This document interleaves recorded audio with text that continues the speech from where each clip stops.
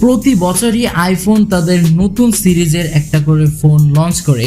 So previously আমরা যেরকম দেখে এসেছি আইফোন 12, আইফোন 13, তো এবার আইফোন 14 সিরিজ নিয়ে কিন্তু বেশ রুমার চলছে আশেপাশে, কারণ হচ্ছে এটাতে বেশ নতুনত্ব দেখা যাবে, এই সকল কথাবার্তা কিন্তু আমরা শুনতেই পাচ্ছি।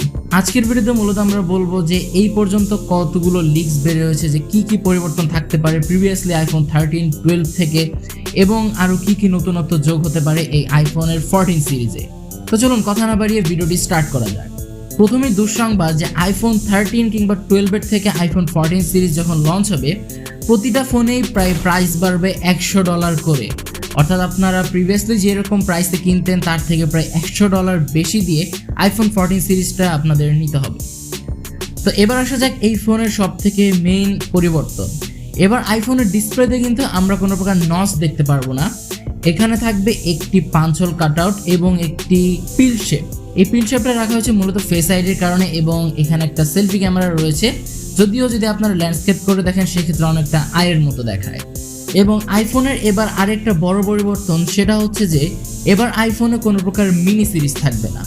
অর্থাৎ আইফোন 14 সিরিজে মোট 4টা ফোন বের হবে, সেখানে একটি হচ্ছে আইফোন 14, আইফোন 14 ম্যাক্স এবং আইফোন 14 প্রো এবং আইফোন 14 প্রো ম্যাক্স।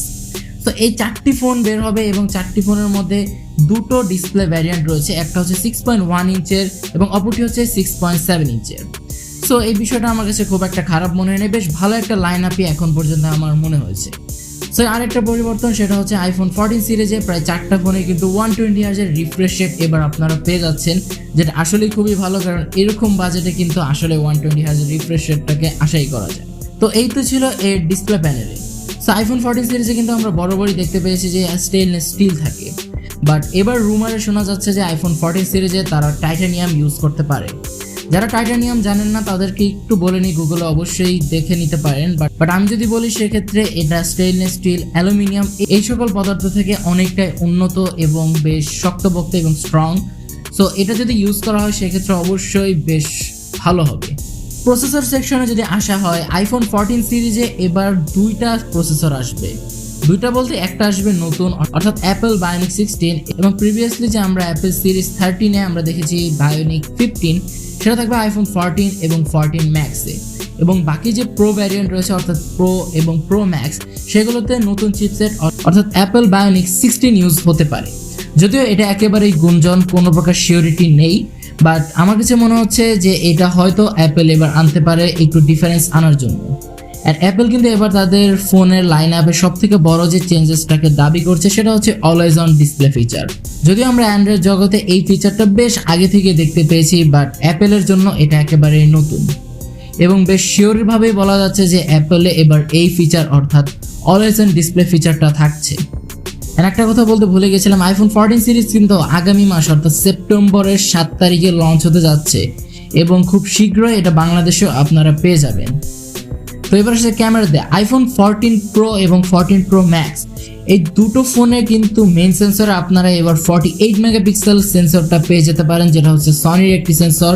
সো এই সেন্সরটা কিন্তু শুধুমাত্র আপনারা প্রো এবং প্রো ম্যাক্সে পেয়ে যাবেন। আইফোন 14 কিংবা 14 ম্যাক্স যে দুটো ফোন রয়েছে এটাতে কিন্তু সম্ভবত আপনারা পাবেন না। এবং এই 48 মেগাপিক্সেলের সেন্সরটা দেওয়ার মেইন রিজনটা হচ্ছে 8K ভিডিও রেকর্ডিং। কারণ হচ্ছে আমরা জানি যে আইফোন বেশ কিছু বছর ধরে কিন্তু শুধুমাত্র 12 মেগাপিক্সেলের সেন্সরগুলোই তাদের ক্যামেরাতে দিয়ে থাকে। তো এটাও আমরা জানি যে 12 মেগাপিক্সেলের যে সেন্সরগুলো রয়েছে এগুলোতে 8K ভিডিও রেকর্ড করা পসিবল না। সো যার ফলে কিন্তু এক লাফে একেবারে 48 মেগাপিক্সেলের সেন্সর ইউজ করা হচ্ছে।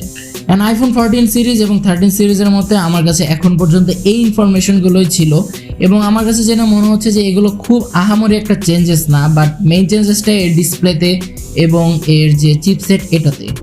সো আইফোন প্রতি বছরই তাদের লঞ্চ হওয়ার আগে বেশ কিছু রুমার আশেপাশে ছড়িয়ে থাকে, তো এবারও তার ব্যতিক্রম কিছু নয়। তো আমরা যখন এই ফোনটা লঞ্চ হবে তখন এর ইন ডিটেলস সম্পর্কে জানতে পারবো, এবং অবশ্যই চ্যানেল থেকে তো আপনারা ভিডিও পাবেনই। দেখা হবে পরবর্তী কোনো ভিডিওতে। সে পর্যন্ত সবাই ভালো থাকবেন, সুস্থ থাকবেন। আল্লাহ হাফেজ।